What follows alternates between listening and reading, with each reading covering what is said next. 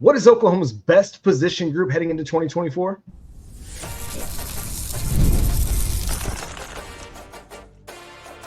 You are Locked On Sooners, your daily podcast on the Oklahoma Sooners. Part of the Locked On Podcast Network, your team every day. What's up, Sooner Nation? Welcome to Locked On Sooners, and thank you for making Locked On Sooners your first listen every single day. Shout out to all the everydayers. Subscribe to Locked On Sooners wherever you get your podcast for free and available on all platforms. Today's episode is brought to you by Game Time. Download the Game Time app, create an account, and use promo code LOCKEDONCollege for $20 off your first purchase. Terms apply. He's Jay Smith. Follow him on Twitter at Unfair Sports. I'm John Williams. You can follow me at John9Williams. The show is at Locked On Sooners on all the social media. The Oklahoman released their list of they ranked really the position groups for the Oklahoma Sooners, and they came out with linebacker as the best position group. Now, we've heard talk of wide receiver, safety. Jay, what do you make of the Oklahomans ranking as linebacker as the number one position group for the Sooners heading into 2024? To be honest, that's pretty accurate. And I say that because Phil Steele, he drops the quote unquote Bible of college football, right? His big magazine that everybody gets. And I actually have one sitting over here within arm's length. And he breaks down when it comes to the top positions in college football. And honestly, linebacker and secondary, he has as number 2 in the country, which makes them the number 1 position in college in the SEC. And so if the Oklahoman thinks that linebacker is the number 1 spot, I don't think they're far off, right? Because, if you really think about it, how veteran is that linebacker room? Like, I know in the recruiting trail, we have some concerns because we're trying to figure out who's going to come into this class. But, man, we've got a lot of veterans in the linebacker room this year that we haven't seen in a while. You start with Danny Stutsman, obviously an All-American talent. And then you've got a blue-chip roster of guys like Jaren Kanak and Kip Lewis and Kobe McKenzie and Samuel Omasigo and Lewis Carter. And then a really intriguing 3-star prospect in Phil Picciotti.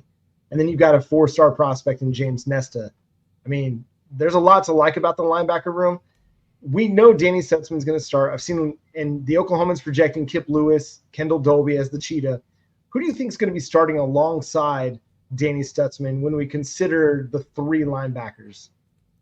So, if you go with the 3-3-5 setup, I'm sensing you're probably going to see, of course, Stutsman, Kip, and I honestly think it's going to be Kobe McKenzie, right? And that's no shade to my guy, Jaren Kanak, but I think that we need to see everything click with him to where whenever he's placed on the field, he takes over. But I think this is the year, right? I've heard rumors and stuff going around. I've seen on social media and some folks that have heard things at practice that it appears that Kanak is starting to really shape into the guy that we've been hoping for, right? When I play the video game, his speed's like a 92 or 93. He's one of the fastest dudes on the game.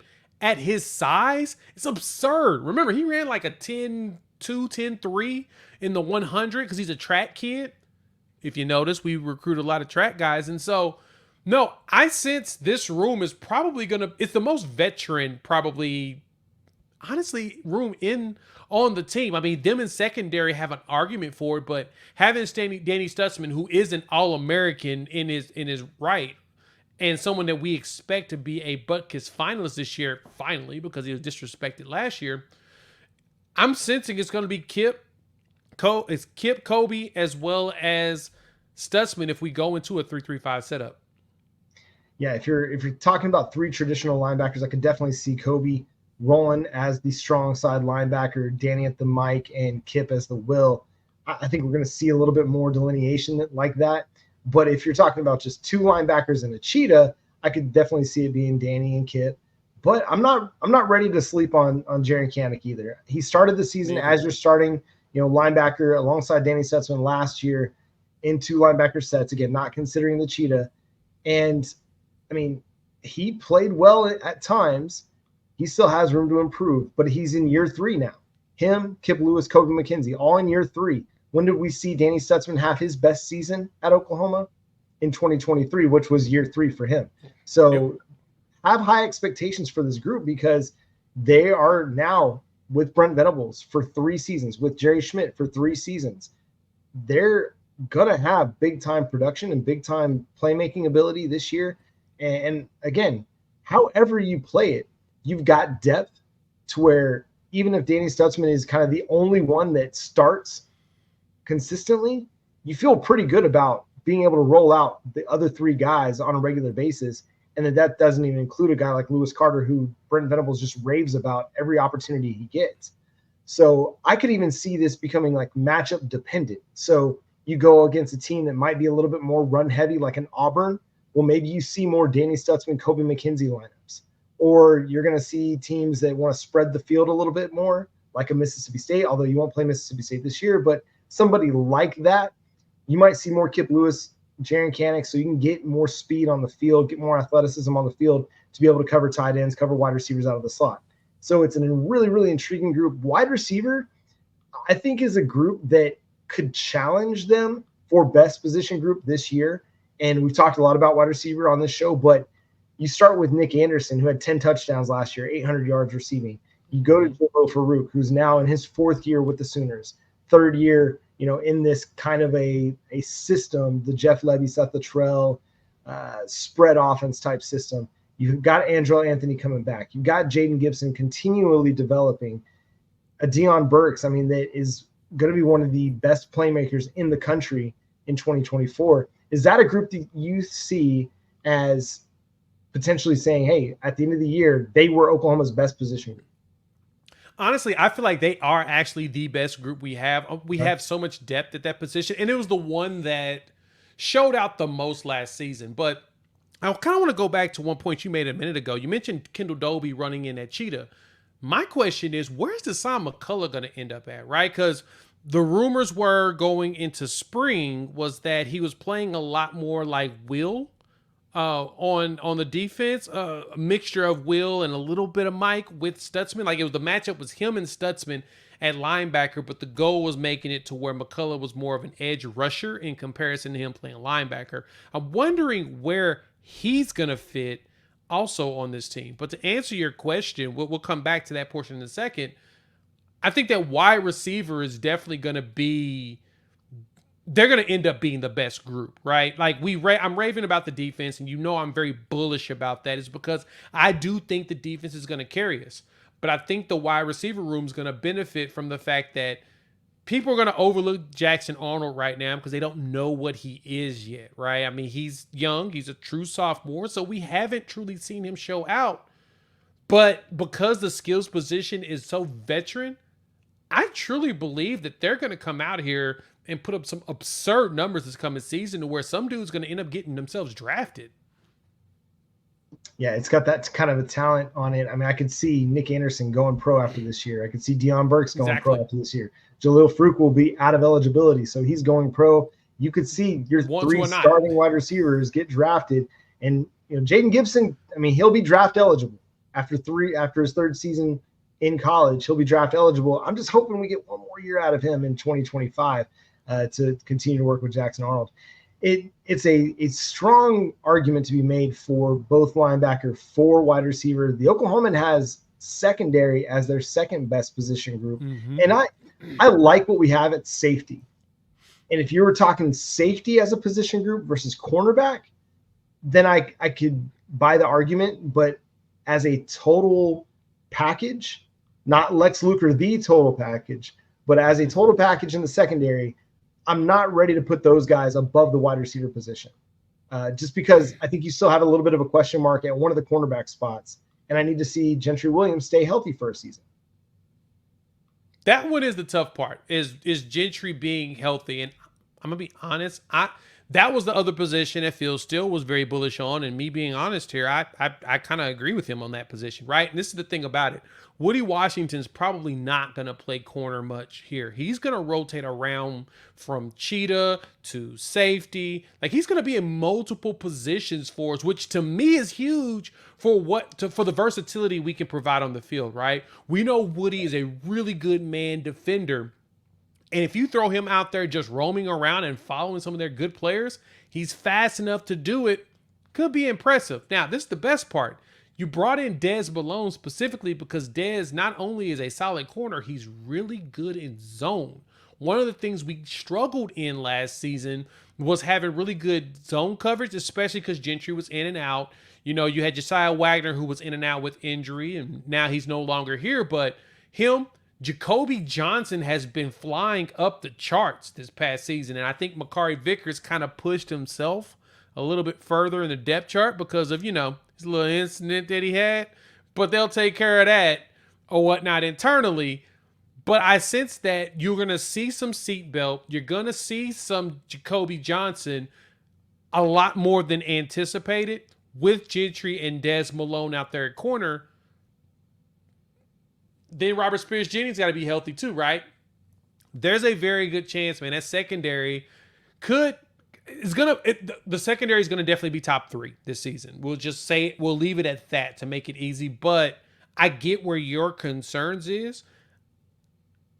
I think they may shock us. I really believe this defense is going to be absurdly talented. I mean, I've got belief that they're going to continue to develop, but as things sit right now, for me, it would probably be wide receiver 1, linebacker 2, defensive back.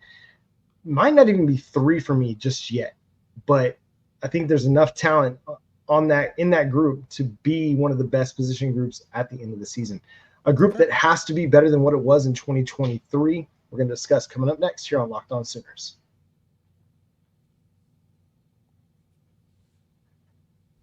Game Time is an authorized ticket marketplace of Major League Baseball, which makes getting tickets faster and easier. Prices on the Game Time app actually go down the closer it gets to first pitch. With killer last-minute deals, all-in prices, views from your seat, and the lowest price guarantee, Game Time takes the guesswork out of buying Major League Baseball tickets. The app is super easy to use. It's super functional, and it gives you the view from your seat, which I love to be able to look at that and say, hey, this is where I'm going to be sitting. This is what I'm going to be looking at.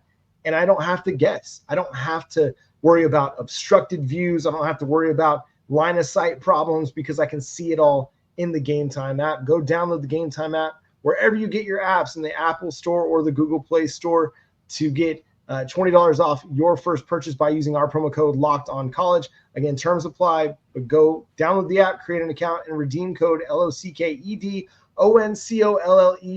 for $20 off. Download Game Time today. Last minute tickets, lowest price guaranteed.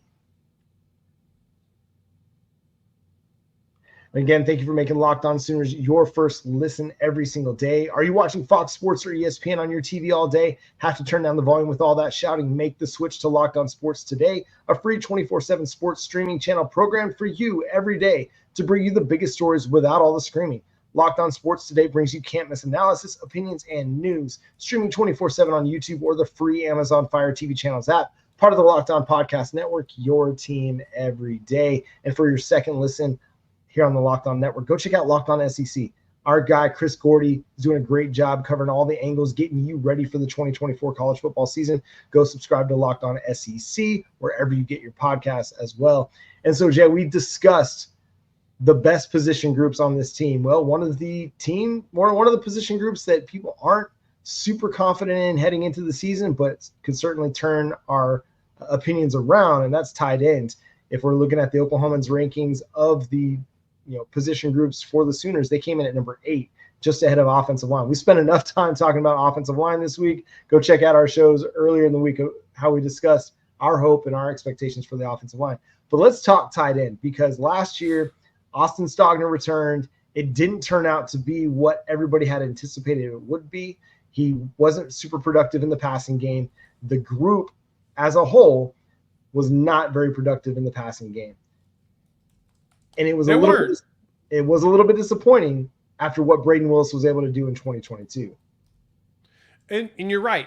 We haven't seen much production at tight end wise. And the one thing about that is, Levy's system really wasn't conducive to the tight end or the tight end getting love regardless. Now, unfortunately, when we bring in Austin Stogner, he was basically a shell of himself, and it looked like he had kind of aged like 10 years when he left and went to South Carolina. I don't know what's in the water over there in South Carolina, but hey, he obviously was not feeling being a Gamecock. But this system that Seth Luttrell is going to put in place, we got to remember, one dude that this dude went and recruited was Rob Gronkowski, right? Gronkowski went to Arizona while Seth Littrell was there and running the offense, and he was very productive. So now, I'm not saying the guys we have on the roster right now is Gronk, but what I'm saying is that there's a very good chance that they're used enough that they become a major threat.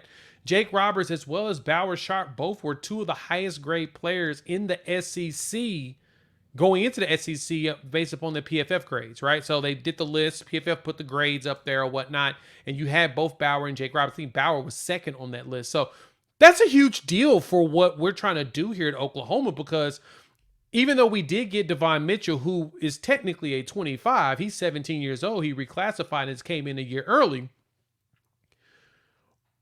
We're struggling right now with recruiting tight ends, and it's only because we don't have a proof of concept to show that we're gonna use them. So I guess the question we have to ask ourselves is, who do you think is going to be the one that's going to be able to step up? Would it be a Bauer Sharp? Is it going to be a Caden Helms? Are we going to get him? A Cade McIntyre, the Nebraska kid? Or would Jake Roberts be that guy? Who do you think is going to be the one that's going to be able to step up and give us production at tight end that we've been needing? I have no idea right now. And I know that's not the answer that you come to Locked On Sooners to get, because I think there's a lot of positive things said about Bauer Sharp in spring ball. Jake Roberts wasn't necessarily available because of injury. Caden Helms is just now getting back and becoming available due to injury. Cade McIntyre was also very limited at times, and he's got size that he needs to put on if he wants to play tight end at the SEC level.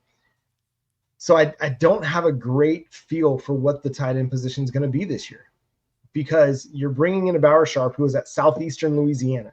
And I know he graded out well, but I'm not going to sit here and stack him up against SEC tight ends because the level of competition is very, very different. So the grade that he's got, it's coming from the FCS level. That's not Power 5 football. Jake Roberts, I think he's a solid kind of Daniel Parker type tight end, a dude that can do it all for you. He's going to be a good blocker. He's going to be able to play in line. You're going to have him out there in 2 tight end sets, 3 tight end sets, goal line packages, short yardage stuff, and he's going to be able to move mountains there. He's going to be able to match up with edges, and he's going to be able to help you get those tough yards. And I think he can provide something in the passing game, but he's not going to be this. I don't think he's going to be Braden Willis. I don't think he can produce like Braden Willis produced. And so I could very well see a tight end by committee approach this year. And if we can start to see the athleticism, the pass catching ability of a Caden Helms rotating in passing situations, I think it gives you another element. It gives you a dynamic that you haven't had, but you still got to see it. I think this is a group that's got a ton to prove. And I just don't know if they're going to be able to do just that. Now, you talked about Seth Littrell and his offense. And again, this is a guy that played H-back for Oklahoma and is going to have that H-back mindset. And he's going to try and get them the football in space and let them pick up some easy yards. I think they could do that. I think a guy like Bauer Sharp could have a solid season because of his athleticism. I just need to see it. That's the tough part, is that just about everything we have here, right? We don't have the concerns, we have the questions. And that is going to be a question for us when it comes to the tight end room. And you're right. Bauer Sharp got all of those numbers there in the FCS era. But at the same time, he's as big and physical and sizey as he is, and he played quarterback. He kind of gets a little bit of a leg up with some of the other players out here to me in the SEC. The biggest thing is again, once he gets on the field and he's able to prove it by leveraging the athleticism and actually getting catches and going, yeah, I know you'll be sold on that point. But because you're 100% right, the biggest thing is we need the proof of concept, which sucks because we still got to wait 4 weeks. We got about 4 weeks left before we really get some football coming on Friday. We'll get 4 weeks away from the actual season. Then we'll get our initial proof of concept. And to me, I'm going to be honest. When it comes to it, and I'm going to ask you this, John, I'm curious about your thoughts. Which game would make you will make you a believer of the tight end room? For me, all I need to see them is show out against Temple. If they show out against Temple, I'm already sold on them. Which game is going to be the one that's going to get you sold on this tight end room? I mean, probably that Auburn game. So I think that's going to be your first big physical test up front along the line of scrimmage. So I need to see them be effective as blockers in the run game because that's an important element to playing tight end. But I also need to see them win some of their matchups over the middle and give Jackson and Arnold some easy outs. You know, there are going to be challenges, and Oklahoma's receivers are going to be tested. They're going to be challenged at the line of scrimmage. They're going to be put in some press man. You got to get some easy button throws for Jackson Arnold over the middle. And if Bauer Sharp can be that guy, which I think he's got the biggest potential to have a breakout season amongst the tight ends, because I think they like his experience. They like that he played quarterback. They like the toughness. They like the workout, warrior mentality. I think he's got the biggest potential to have that breakout season. It's just, okay, Temple, I'm not gonna know much from Temple. I'm not gonna know a whole lot more from Houston or Tulane. I'll learn more. I'll feel better about it if I see them go and put up like 554 and a touchdown from the tight end group as a whole. If Bauer Sharp does that by himself, I'll feel much better about it. But it's not going to be until that Auburn game, seeing a couple SEC games where I see a little bit of tight end production. Again, they may not go off for 10 and 120 and 2 touchdowns like a Mark Andrews might. But if they can get me a consistent 4 for 45, 4 for 55, average 0.25 touchdowns a game this year, man, that's far and away better than what we got last year. You get out of your tight end groups, if you get 6 touchdowns combined, you get 500, 600 yards combined out of the tight end group, I'll call that a successful season, given the uncertainty that we have at the position going into this year. We have a little bit of an answer about what the roster makeup for football is going to look like in the future as the NCAA is settling an important case. We'll discuss coming up next here on Locked On Sooners.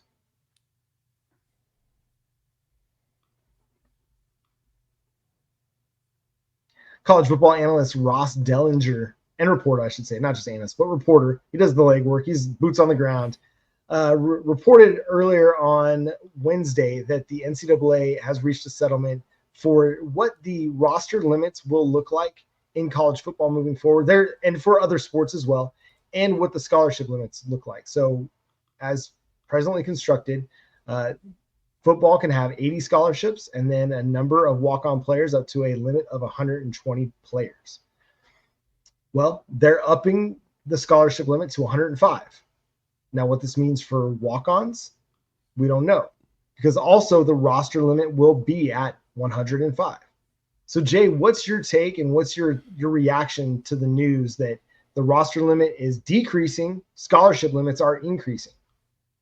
Yeah, digging into it, man, it's talking about what it's saying roster limit is going to be 105, which concerns me, right? We're used to 120. And I guess for now, what's up in the air is what looks like when it comes to the preferred walk-on system, right? Today, that is a very beneficial component to what these teams do because they need the bodies, right? Football is very physical. And unfortunately, as much as we love this sport and I love the physicality of it, this is this generation's version of gladiators back in the 1600s. These dudes put their bodies on the line every single week. And I mean, technically, they said statistically, it's like going through 30 or 40 small car accidents every single day by the way that they hit each other. Yeah, it sucks. But at the same time, we love it. And I do. So you need to have those extra players in for reps. You need those extra players in to help with planning out and scheming and mapping out for your next game. What sucks about it is if they get rid of those preferred walk-ons, man, it's going to put a lot of teams behind the 8-ball. I'm just curious to what some of these teams are going to do if they don't have that component available to help them strategize for the season. Yeah, and let me correct myself. It's 85 is the current scholarship limit, not 80. Yeah. So you're getting a 20 scholarship bump. But I find it fascinating that we're increasing the schedule, the number of potential games that college football teams will play, while also decreasing the roster. That doesn't sit well with me, because you're asking now college football players to potentially play as many as 16 or 17 games in a season with the expanded college football playoff. Mm-hmm. And there's talk of going from 12 to 16 down the road, which right now, okay, if you get a bye, then you're playing maybe 3 college football playoff games in addition to what your schedule was. Well, it expands to 16. and everybody's going to have to play. They have to play 4 to win a national title. So I Minimum. don't love the idea of decreasing the roster limit and potentially really causing depth issues as you get later into the season. Recruiting is going to become so much more important and so much more valuable. This is going to help some of the haves, like a Georgia, Alabama, Texas, Oklahoma, because you're going to be able to take more, both in the transfer portal and on the recruiting front, as opposed to having to get creative with NIL resources. You're going to be able to just say, Andy Bass, you're on scholarship, as opposed to looking at some of the guys that you like in the transfer portal, but maybe you're not going to have space for. Well, you're going to have space for them now.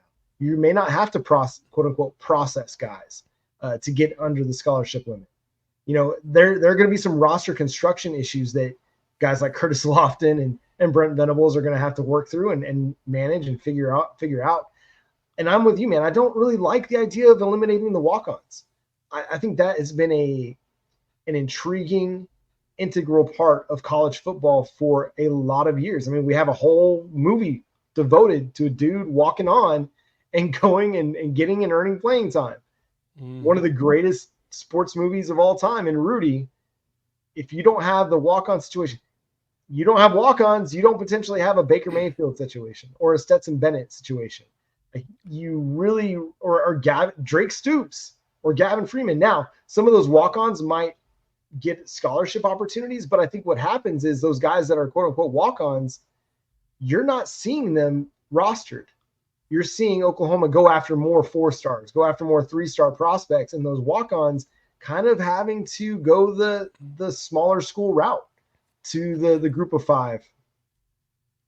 You know what question comes to mind with this is, so we all know that these teams get very creative when it comes to doing the scholarship piece as well as the NIL plus type setup, right?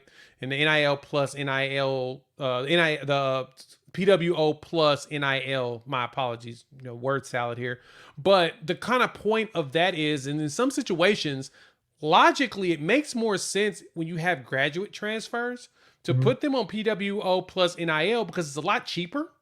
They're staying off campus regardless, and it's a lot cheaper on the tuition side because they're a grad student. They're not paying the traditional higher tuition that you would get because they're taking less hours than you would in undergrad. So having players like a Dejon Terry, a Dominic Williams, right, like a Caden Woolard, it makes more sense to get them on PWO plus NIL than it would be to give them a scholarship. So once you eliminate that capabilities, it feels like it's going to handicap even some of your bigger schools who was using the ability to put them on a non-scholarship and save the scholarship for the younger players.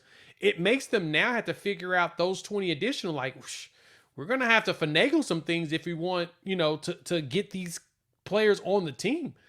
That's the question I have, is how is that going to affect the roster construction when you get to those graduates, the ones that you want on a NIL type PWO setup? Because like I said, cost wise, it's so much cheaper to put them on that instead of wasting a scholarship that you can take that and give it to a player that, a younger undergraduate player in comparison. But yeah, that's the one thing that jumped to my mind. Yeah, it's interesting. Somebody that's coming out of high school, you want to have that set up for them, as an incoming freshman, to be able to take advantage of all the resources and things that are on campus.